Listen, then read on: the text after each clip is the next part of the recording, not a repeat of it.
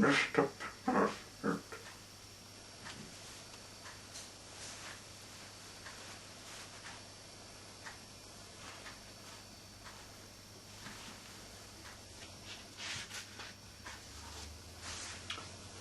Mr. Perfect, it was a perfect summer's day. None as perfect summer's day. Mr. Perfect was knocking even more perfect as Roswell. He didn't have her into place. Mr. Perfect lived in Tip-Top Cottage. None as perfect summer's day. His house was also knocking even more perfect than Roswell. Not a curtain out of place. Is the person no wondering the Tip-Top Cottage was knocking so perfect? Despite it all, it was Mr. Perfect's birthday, and he was working at the party. There was a knock at the door. Perfect, came Mr. Perfect. How have a candle brought? He said he saw that all of his guests about wonderful knocking presents. Please don't come in, and if no one means, we'll open the presents later. Her butter did made it the least. Well, all was her butter. What's that? Roared Mr. Appetite. It could have been the tain's place, roared her. You better make sure we don't get bought today. Don't think this upset Mr. Perfect. Of course not. Mr. Perfect had perfect manners.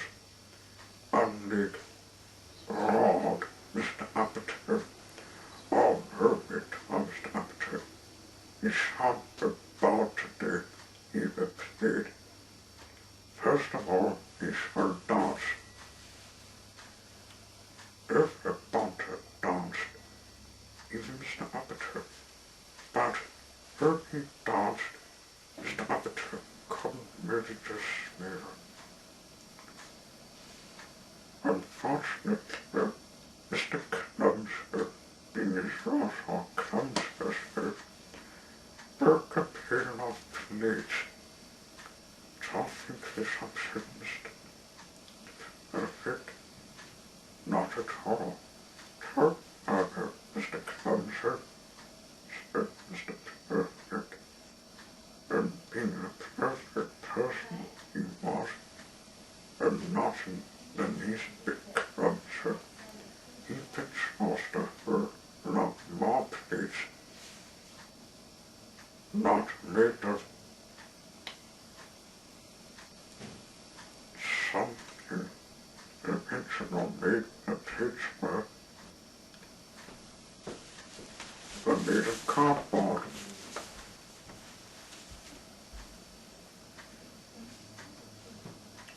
Then he brought a cake. It was hot, if not wonderful. It smelled terrific, and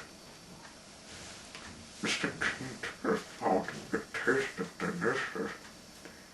He gobbled up her cake in a second slit. There wasn't a crumb left for in the butter dish. Something is upset Mr. Perfect. Not in the least. Being perfect, you know, later, here's what would happen. Quickly, he brought out lots of small cakes. With a pinch of earth butter. Even Mr. Perfect. But as he was not Peter, he heard at one. One kick was just perfect on him. Once everything had been eaten, Mr. Perfect opened his presents. He said that when I think was some my presents were not great. What about my present? Screamed Mr. Mean. Mr. Mean's parcel was so small that Mr. Perfect had not seen it. Mr. Perfect opened a tiny parcel written newspaper. Oh, Mr. Mean, said Mr. Perfect, you're giving her a lump of coal. How beautiful. It's delightful. If he'd earned it, it'd given him half a lump. From Mr. Mean. That's it. It's written off, screamed Mr. Abbott as suddenly. He's picked up his promise to Perfect, and you're through me. Out there, he's discovered that there is a most enormous unbearable. It's as babbage thought before. What's up this hurricane as to tell me? What hurt me there? Asked Mr. Perfect's particular sugar. You shall understand, said Mr. Abbott. Your thoughts is your hurtful thoughts.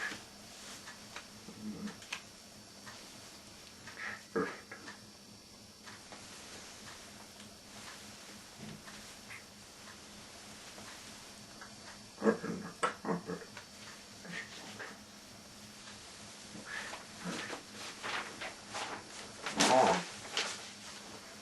In the heat stands a cotton railway on this piece of paper. He sits over the copy of each of these books. The cotton railway is remarkable, and it's not supposed to stay there for always.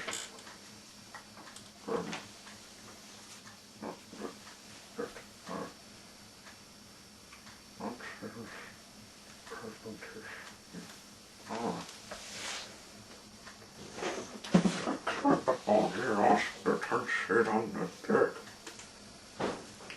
It's what he lost.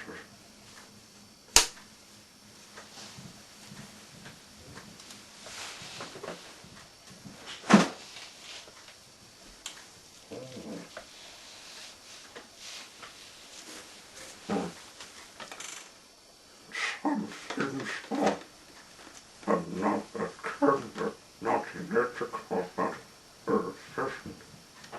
So, perfect. Ultimate. And saw other things on it.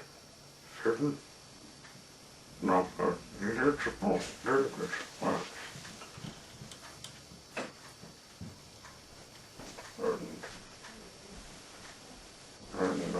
it's only control what he says. But this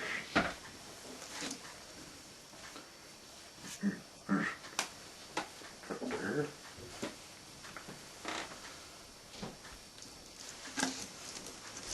A big piece of check of the garden railway, and these are the tugs.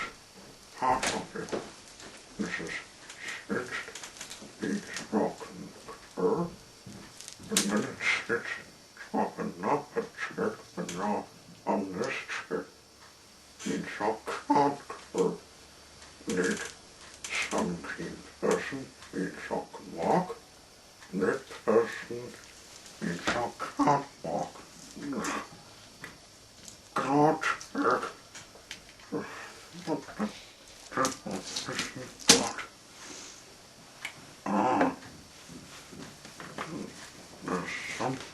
is nasty. A big expert bird. Some big expert that he's got. And in the umbrella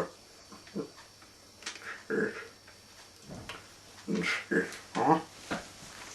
There's some like herbs he talked to. Ah, the text. He didn't say to her either. Oh, it better not say this. What's on the surface? It's what? This one's Mr. Truffle, and it's about when he needs to raise his head, and there's about to meet you.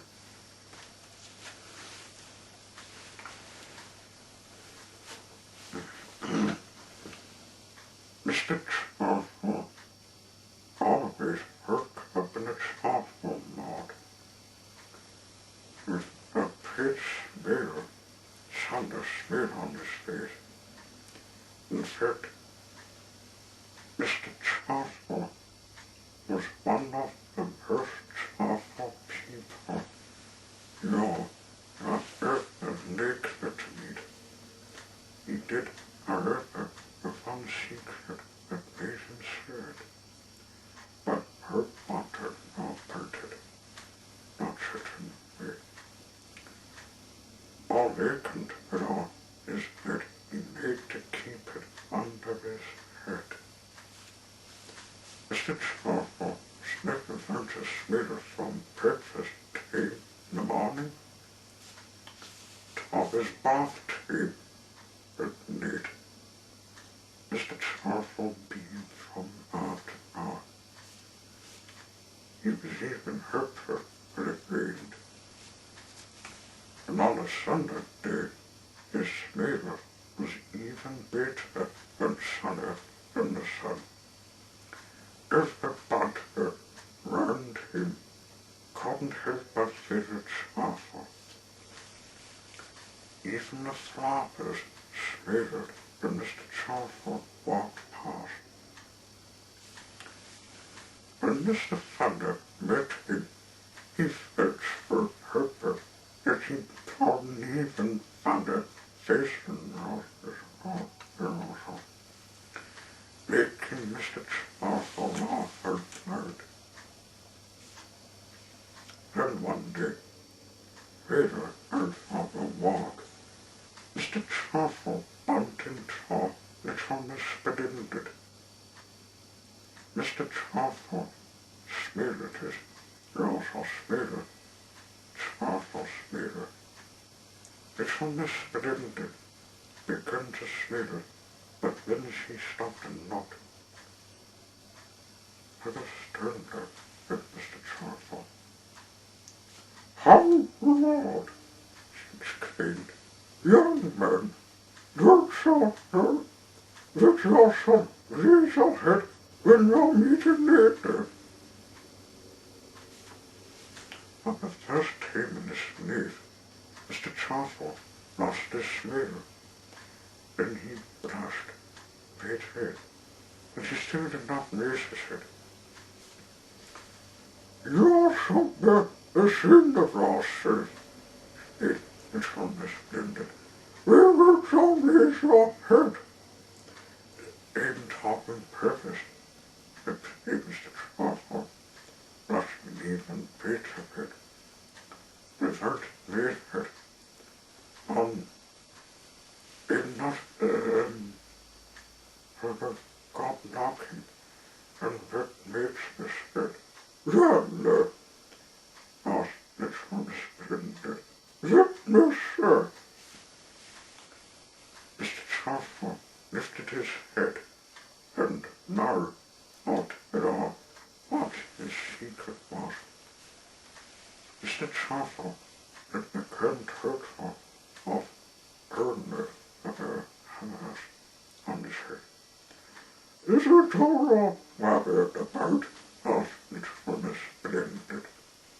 It's on the smell of abundant nuts, not unlimited as your from your head, and it's on the splendid spirit, and the charcoal spirit.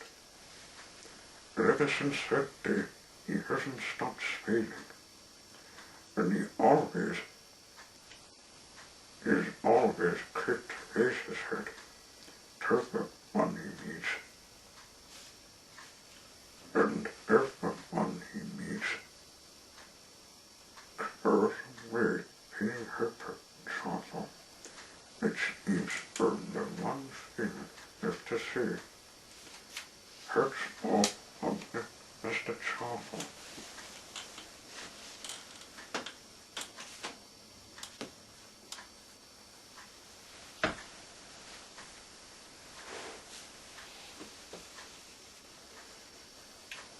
Mr. Call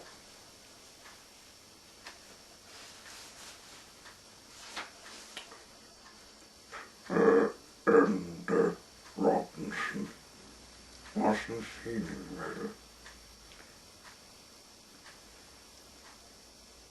He'd been in bed for days, and he had to stay in bed until he was better. He bawled, he huffed, he wish he could go outside and play with his friends. Suddenly, just after he said this, a blue blur shot in from the window. It knocked the knob round the lid in the ceiling. A small brown figure wearing a hat landed on the end of Bender's bed. "Call," said Bender. "Fetch me, Mr. Call," said Mr. Call. "Call," repeated Bender. "Oh, you look a bit bored," said Mr. Call.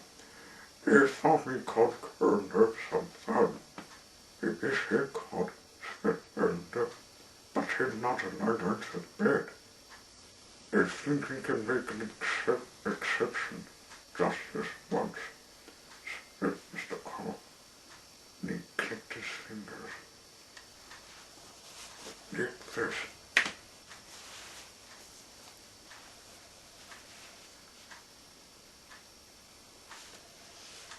The next instant, Bender found himself sitting in the cockpit of the trapeze. "Wait, but I'll take a turn of a spin," suggested Mr. Cole. "What? Can they rattle the fleet?" asked Bender. "Oxford," said Mr. Cole. "It's easier."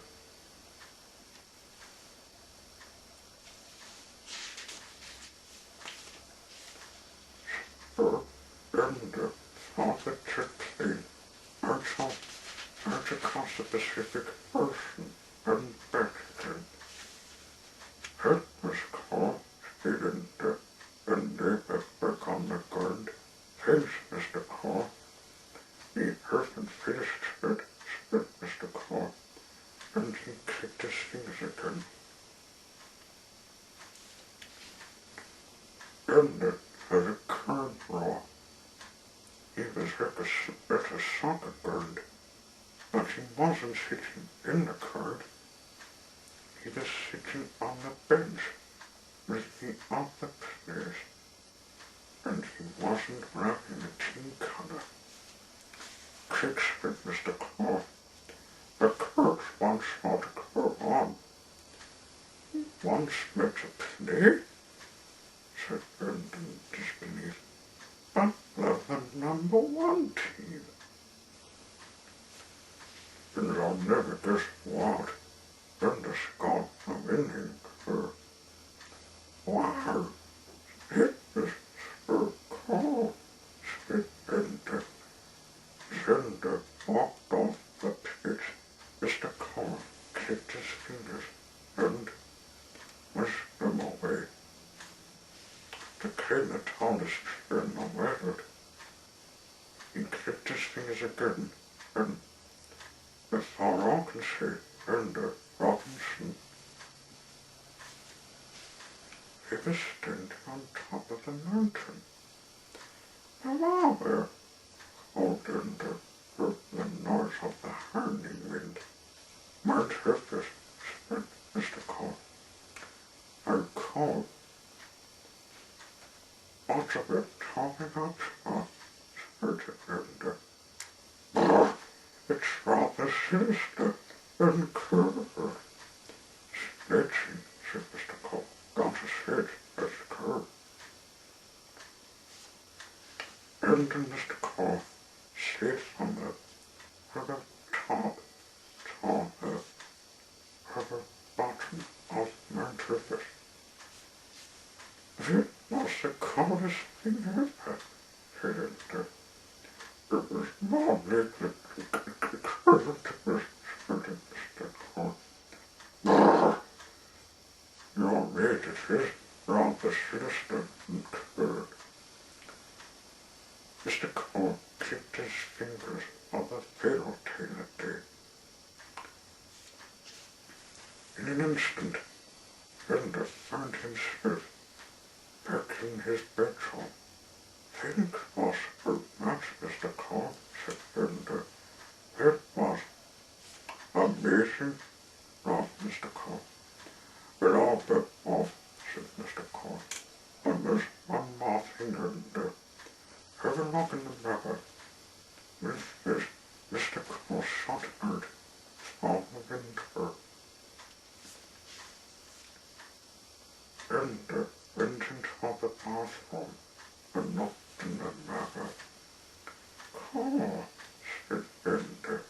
He saw himself. And John her way he was hurt ease. That's it. All his spots had gone. Ender was better. And wonder what on the next page did Ender get better. Oh, they forgot it at all. Something, not some people. Innovator is something to make an intro like a rock clock. It's not made split at all until the tail was made hands. Now this long head is pointing straight up, so it's something a clock, and the short head is also pointing straight up on the tail. It means it's 12 o'clock.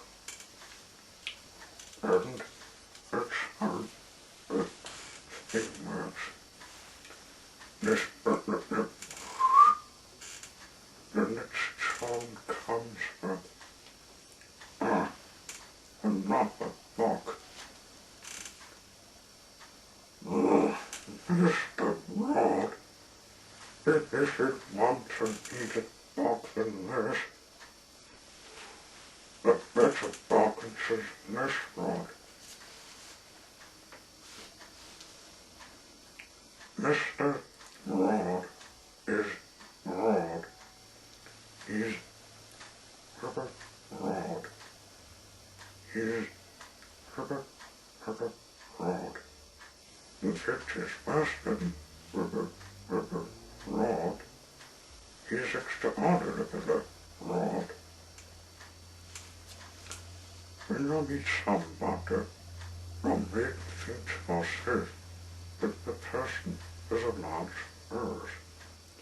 And so wouldn't say anything to them also, because it would be wrong, wouldn't it? Well, Mr. Rod would just let it hurt big earth, but he wouldn't stop there. Oh, well, not Mr. Rod. If an earth nicks a chocolate brick on the floor, couldn't you imagine saying that to someone and it hurt your card? And he was the same as everyone. If If he met someone her fit, he would say, fit, you're supposed to take the thought out of the fit, not eat the fit as well. If he was driving along in his car, he would alert Rod things with the people he passed. Mr. Rod was a harbour boatman, but didn't have a nice thing to say to no one, but not surprisingly heard one lady. One day, Mr. Rod met little Miss Taylor, when not as much as met as none that trod on her. Morning, said little Miss Taylor. Look at the size of your, exclaimed Mr. Rod. Squad, yours for Taylor, you can squash you right under my thumb. So little Miss Taylor passed into task, and then all the way through. Behind the chair on the other side of the street, Mr. Herbert knocked everything but Herbert. He'd heard everything. The next morning, Mr. Herbert was outside Mr. Rod's house, suitcase in hand. Mr. Herbert knocked on Mr. Rod's front door. Go away, shouted Mr. Rod. Mr. Herbert knocked again. He said, go away. Mr. Rod opened the door. Can't you read?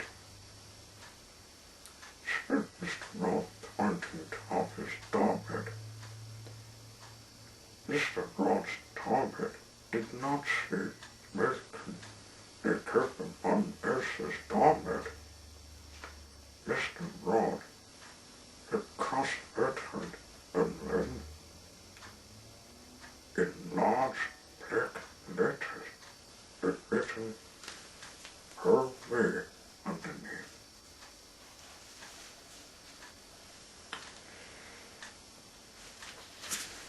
Mr. Herbert smiled, but past Mr. Rod, went into the living room. Get out, shouted Mr. Rod. Mr. Herbert smiled, and even not a smile, and sat down in the armchair. Mr. Rod exploded. He entered and raged for half an hour, but Mr. Herbert calmly sat forward for smiling. Eventually, Mr. Rod went into the kitchen to make himself supper, without offering in it Mr. Herbert. After supper, Mr. Rod entered amazed, Robert or Albert, or whatever Mr. Rod called him.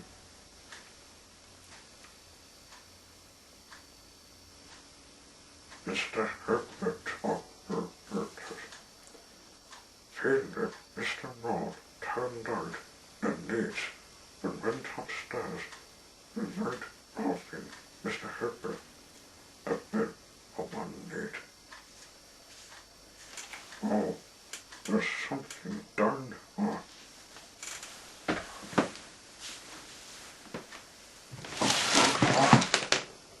Innovators arcade papers. These are the scripts from yesterday. There was some stamps on it.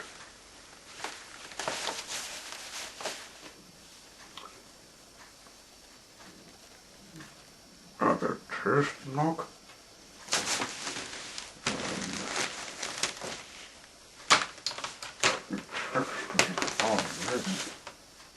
Oh, there's my favorite color, key.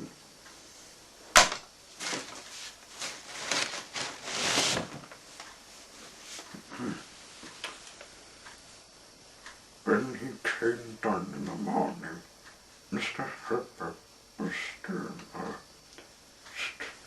smiling. It is in, Mr. Rod. Hot job, what? Breakfast, what been this? Yes. Mr. Rod made breakfast for him. It was the first time Mr. Rod sneezed that he had ever done anything for somebody else. In fact, it was the first time he ever asked anybody what they wanted. Thank God, said Mr. Herbert, and he finished. It's shocking, demanded Mr. Rod. But Mr. Herbert did not budge. Mr. Rod ranted and raged and ranted, but he ended up making lunch, Mr. Herbert, and supper time. He even offered Mr. Herbert a bed with need. Mr. Herbert stayed up at fortnight. Herbert, the ranting and raging became less and less. Mr. Rod discovered it's something that he'd never learned. He possessed malice. When it was time for Mr. Herbert to leave, he took Mr. Rod's. He shot Mr. Rod's head and said, "Thank you very much, Mr. Rod. You've had an enjoyed this day." Mr. Rod's being a sailor. But Miss Earth bit his wages, Mr. Herbert, and found him spiritually unspirited day. Mr. Rod is a changed man, but he bid well on first.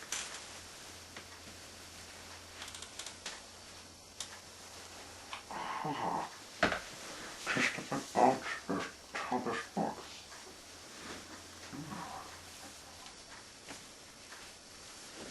Doesn't take this one.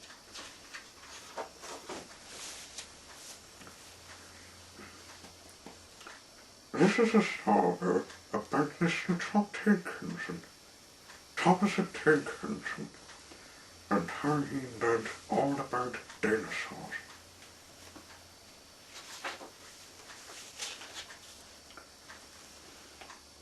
One afternoon, James, Spencer, and Thomas were making in the sheds for the Davis to collect them. "I wonder what we will be talking this afternoon," said James. "I've had quite enough excitement for one day," said Spencer. Thomas and James looked at him. "Why?" he asked. "Well, because I saw a dragon today," he answered. James and Thomas cast in disbelief. "Dragons breathe there, and eat engines."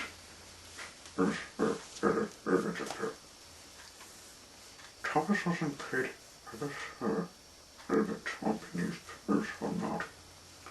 However, the next day, he just left the junction with Erna and Kerberbell, and he saw an enormous animal standing beside the lane. It wasn't like any animal he'd ever seen before. It was so tall that it hovered above the trees with a long curved neck. "I wonder what it is," Thomas thought to himself. Then he remembered the conversation he'd had with Percival the day before. "It must be Percival's chicken," he thought. He looked at the stranger animal again. It wasn't breathing fair, as Percival described. After some consideration, Thomas decided that the chicken must be asleep.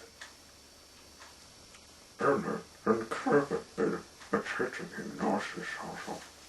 "Shh," said Thomas in a loud whisper. "You might make the chicken." "Chicken? What What's a dragon? Asked the cricket puzzled, not understanding what Thomas had said. That's all you mean, I mean dragon, whispered Thomas firmly. They eat not cabbages on earth. Eric and Cricket were beside of the rest of the journey. At the top station, Thomas thought of a halt. He was met by the pet conservator who was standing on the platform. Oh, sir, she thought Thomas excitedly. You'll never guess what you've just seen in the field. Then her taste of it marked Thomas.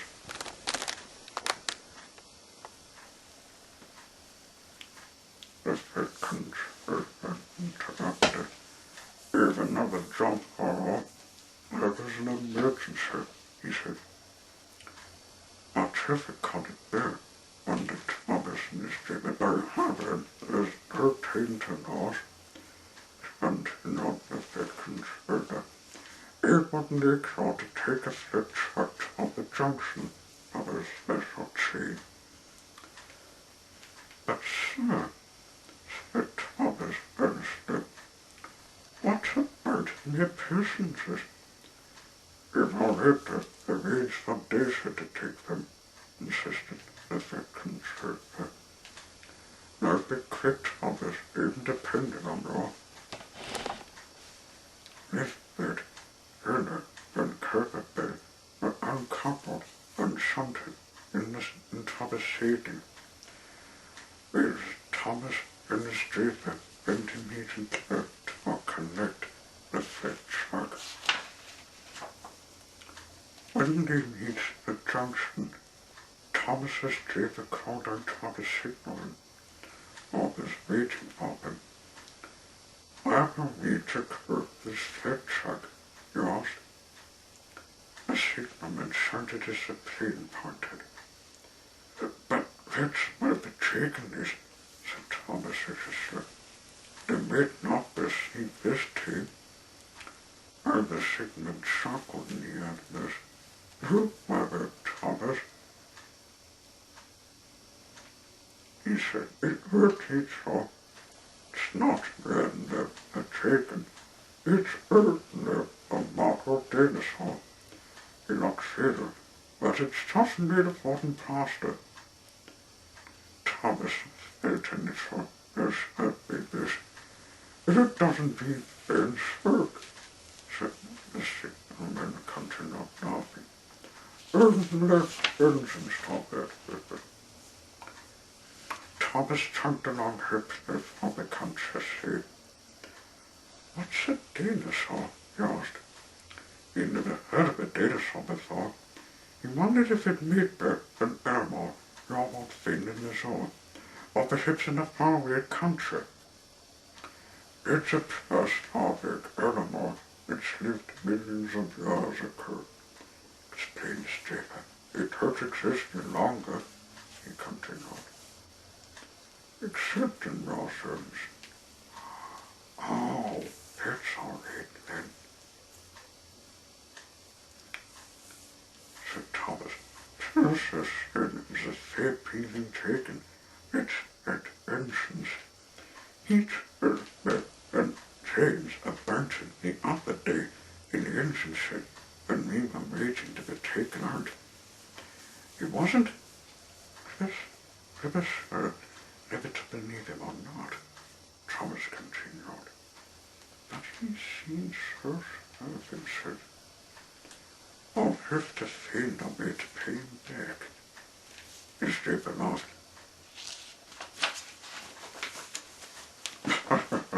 Well, you don't need to worry about it now, Thomas. That dinosaur is an exhibit up in Northford, near the top station, he said. The novel taking it per down, sir. He's got to take it instead. How exciting, said Thomas, starting to understand at last. Sir, that's they needed the flat truck. When they reached the dinosaur place. The workman met me said, "Look at those men," thought Thomas. The workman came down Castle onto the dinosaur's short humpback back, and were fixing strong chains round the model. When the chains stayed there, Tom came down from the dinosaur, leaving the foreman perched on the dinosaur's back.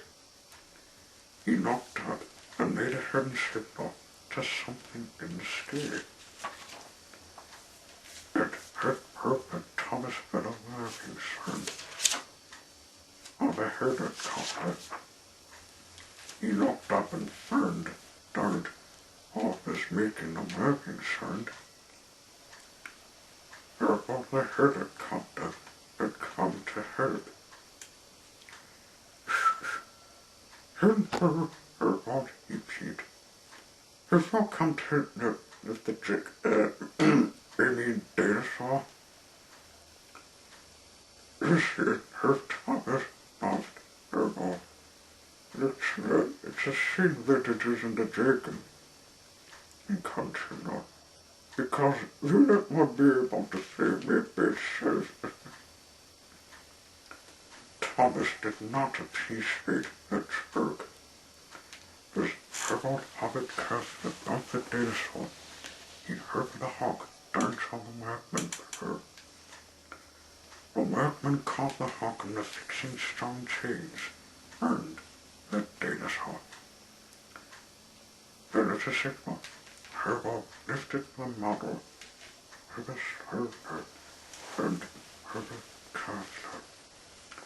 Up and up it hopped, slowly, raising from the ground. The dinosaur looked as if it was floating. "Oh, Herbert," chuckled Thomas, "you've done not father. Just you wait until I've heard all the dinosaur back to the station. Herbert repeated, "You're not even father."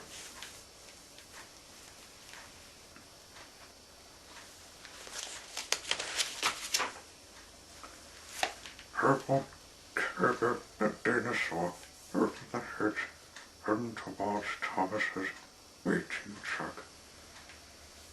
Then Herbert gently inverted it down onto the flatbed of the truck. There was a jerk that came to them safely.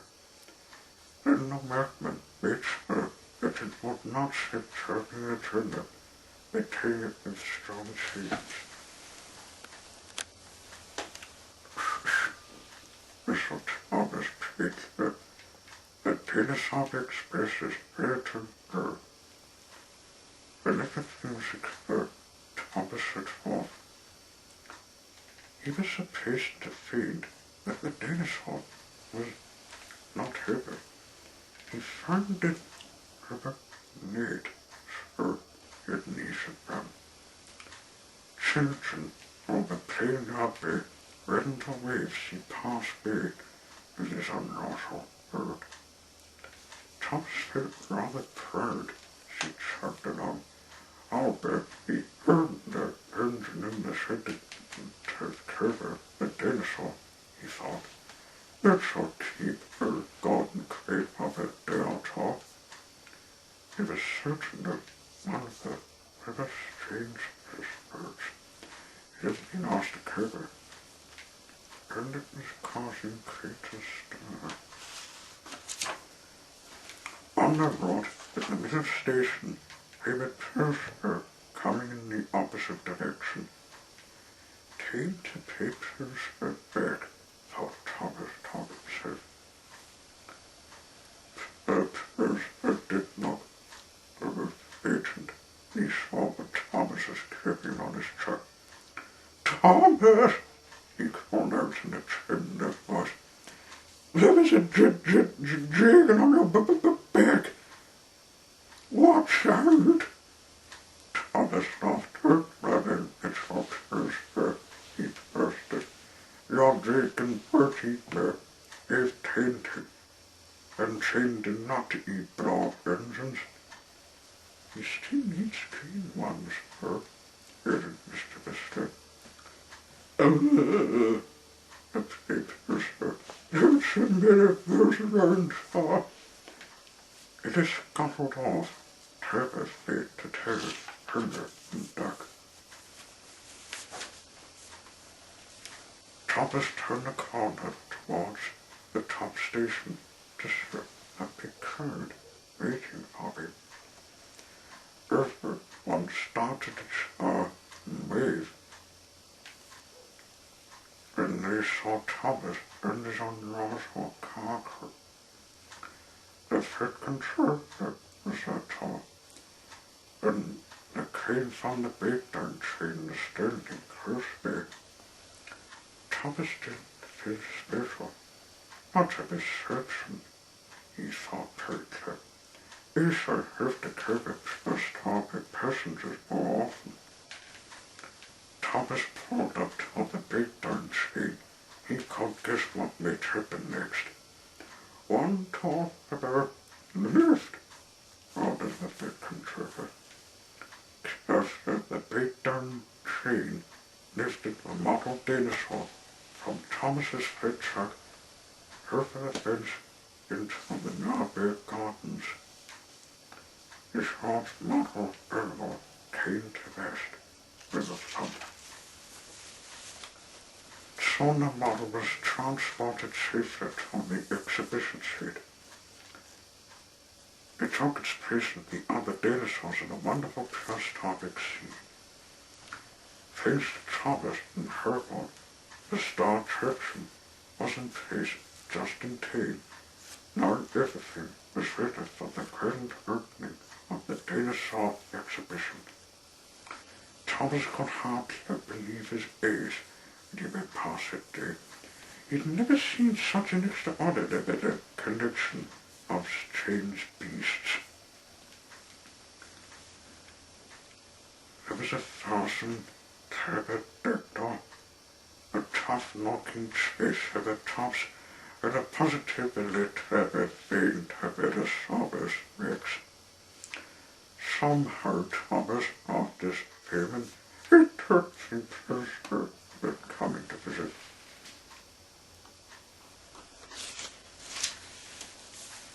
After such an exciting day, it was time to leave the shore and go back on the ship. It's a thunder thing, said Thomas, puzzled. He'd heard me about dinosaurs just a model, but he could have sworn he was giving a thunder lock. You think you're right, said Draper. He gave the Freeman a nudge. It must be because he's a Doro thinker, Sawers. And Thomas just Draper and Freeman laughed all the way. The Dorothy Sawers. Oh, never heard such a strange name of a dinosaur.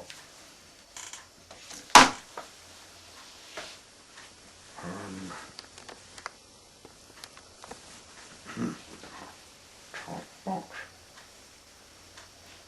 Mr. God.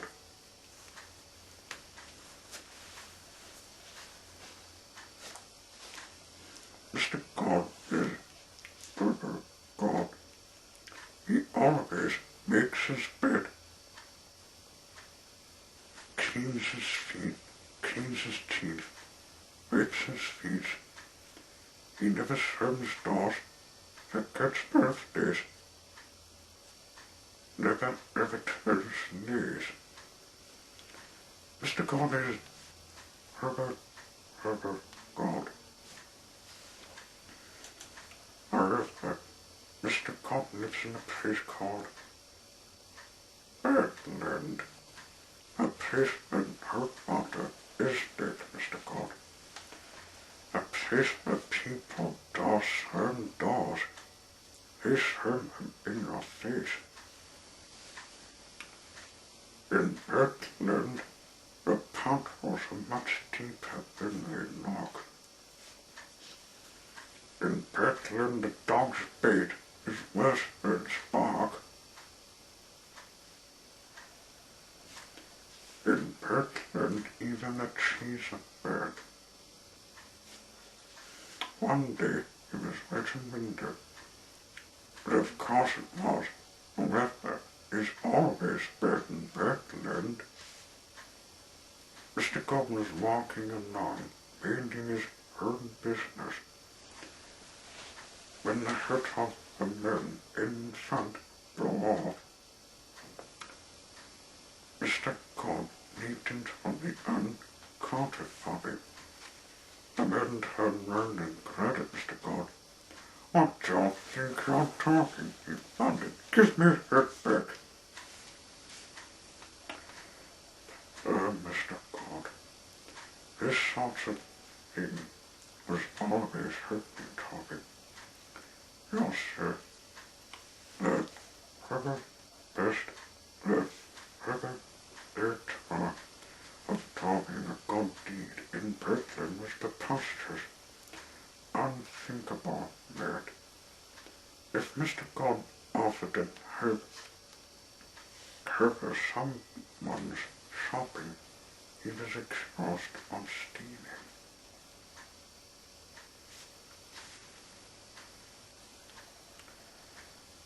If he came to hold a door open to someone, he would be kicked in the shin.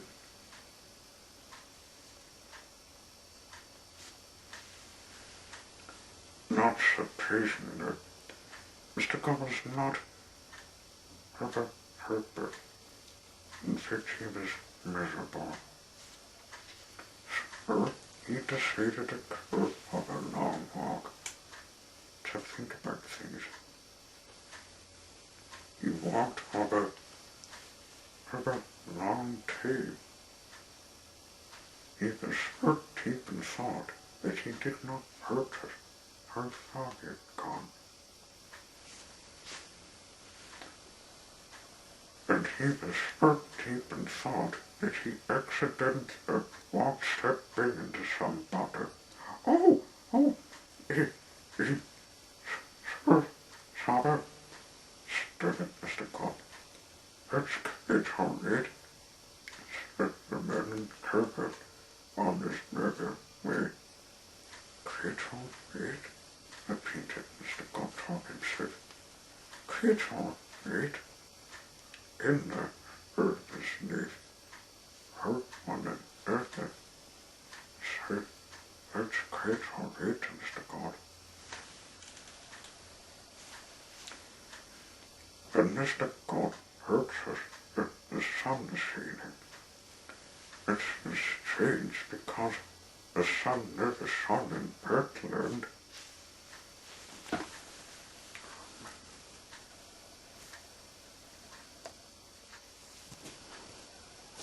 Around, Mr. God found a rubbish bin on its side. Without thinking, he toted up all the rubbish. Think of, said a woman. Mr. God stared at her. In the earth, he said, her one has ever said, think of, Mr. God. Can't you tell me, he asked. You're in Scotland, replied the woman. Think of, said Mr. God. Me too, sir, said the woman. Mr. God beamed. And is the Robert test that Mr. God now lives in Scotland. And Mr. God is Herbert. Herbert, talking comedies all day long. He earned that thing. Mr. God still does not trust his cattle.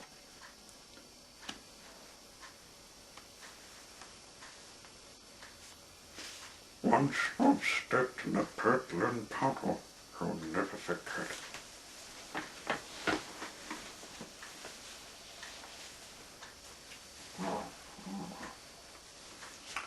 The last Mr. Men bought, Mr. Her butter, thought the 7 box of the Mr. Men.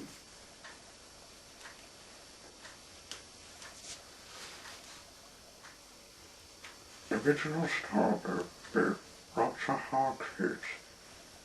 Illustrated by Roger Hargreaves and Adam Hargreaves. Herbert, meet Mr. Herbert. Herbert being name and Herbert being nature. Now, he invented it all as starter. This starter isn't about Mr. Herbert, and not Werner. It's about somebody he met not Herbert long ago, last month. Mr. Herbert had been to Monster with it from his sunshade. He thought about catching a bus to take her, but as it was such a nice day, he thought again, and decided to walk. He was glad he did. Once on Nick Tenderly is on Taylor, not certainly. Mr. Herbert was listening to talking still. She walked along, and he heard a noise. He stopped. There it was again, a sort of sniffing noise. Suddenly, a drop of rain splashed on top of Mr. Herbert's head. That's odd, he thought of himself, looking up. That isn't a cloud in the sky. Mr. Herbert, and then he couldn't believe his ears. On there, the curse. What Mr. Herbert saw. Well, sitting on the branch of a tree was somebody, or sort of, but wasn't.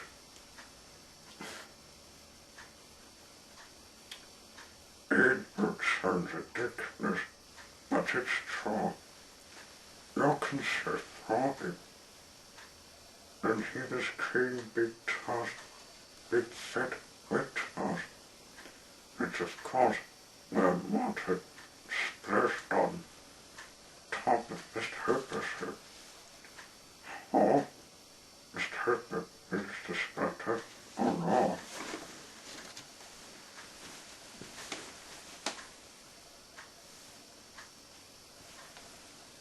The person who sort of was but wasn't knocked monster eternity, and in a month or million was played her butter, gosh, Mr. Herbert. But if the butters was some butter, the person who sort of was but wasn't, said deeply, except where he said he started to claim more in his big fat rich house.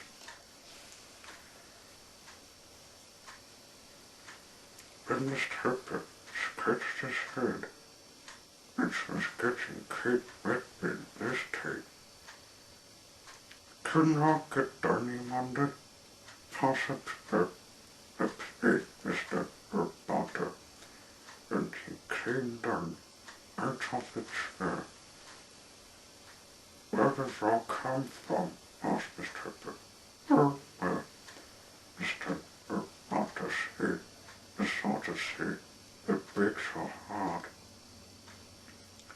He lost a bit somebody, but he can't remember how. He sniffed. Oh, what? He sniffed. Oh, where? He sniffed. Oh, when? He sobbed. Mr. Herbert couldn't help but start. It isn't often you meet somebody you can say it for. I think, said Mr. Herbert, it's a bit of comfort with me. Wait, said Mr. Herbert, because of Mr. Herbert, he must do something about you. there's nothing knocking Talbot and her butter if it was no sort of wasn't. Of course it is, said Mr. Father Bear. Eventually he reached Mr. Bear's house and went into his living room. Mr. Bear pointed to the chair. Sit yourself down, he said. He was reading it quite extraordinary, seeing somebody who was sat on his herb butter sitting in an arm in a chair. Mr. Bear sat down too and thought hard. Now is it indeed, of course, for the following morning after her breakfast, Mr. Herbert took Mr. Butter to the visit. The not the visit, asked Mr. Herbert, which ate of its meat. He said again, Mr. Butter. Mr. Butter just off the knocking climb. There's only one should knock. Just sit in the corners of the mouth. Then his father's dear walker around. Then hits about half his gummies. Mr. Butter knocked. And Mrs. thought and thought.